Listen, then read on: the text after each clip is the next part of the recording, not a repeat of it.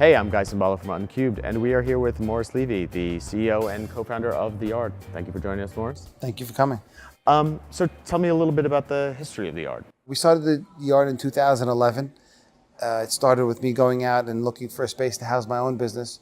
I live at home with my wife and my 6 children, and as you can imagine, it's not very conducive to a working atmosphere. So I set out to find a place to do some, grow a business and start something, and I didn't love the offerings. So you have the great location, you have a need for this in the market. Tell me about how you create an environment or a community of people who are working together. You can't force it. We're not like some of the other companies that want to interview people. We're very open and receptive, and we want all different kinds of industries and all different kinds of people to make up a true community. But the vibe starts to set itself. Absolutely. So now tell me, you guys have expanded quite a bit since that first Greenpoint, Williamsburg location. Tell me about your locations in New York. Right now we have 7 locations open, 6 in Manhattan and 1 in Brooklyn. We have another 7 locations under construction. So by the middle of 2017, we should have at least 4 more open, and then the next quarter, the rest of them. And now you guys are opening in a lot of locations outside of New York. Can you tell me about that? Correct. We just signed a deal in Boston. We have the Philly one that we spoke about, as well as Washington, D.C. Tell me about the challenges between scaling the business up and also still maintaining this kind of, touch, like very kind of one-to-one relationship that you were talking about you maintained with people at the first Yard. How do you expand so quickly and in such a way while still maintaining a community? Well, it does get harder and harder, but my team is really responsible for carrying the message and the tone that I infused early on, and I have the best team.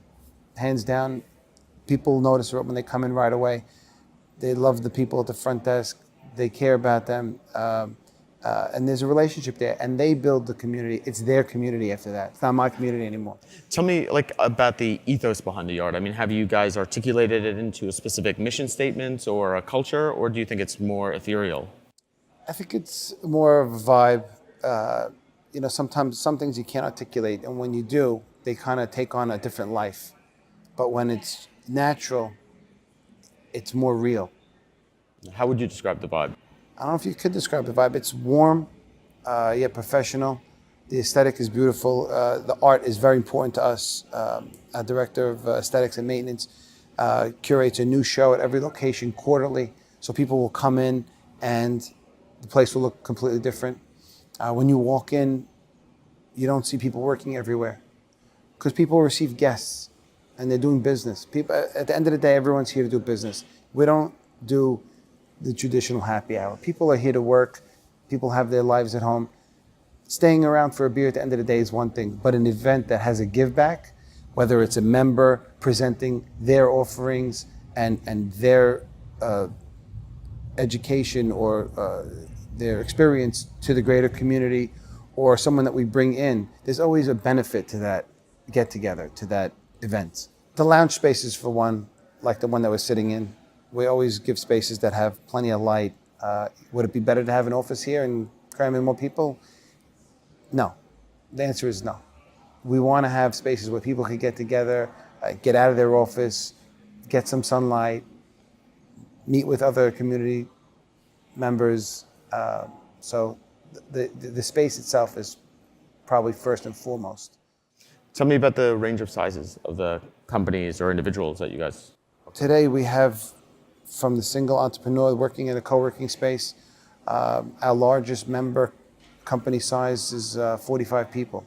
So it really does cross the gamut. The majority of our members are running companies in sizes 2 to 6. No, it's been 6 years since you've been doing this. I'd imagine you've seen graduates come and go, that kind of thing. Tell me, what is the experience? Do you almost feel like a principal? I mean, what is the experience like of seeing companies kind of come in and grow larger and, kind of develop their own, huge businesses? I'm a relationship person, so I'm a people person, so I love to have them here, and then when they leave, there's a little sadness that they're going. But it's great to see people's success and share their success with them, and to know that they started here. It's a special thing. It's, you know, when someone comes in to build a business and they start with a co-working seat and they leave with 30 people, that's something it's unbelievable. So know you had a hand in it just by being there for them.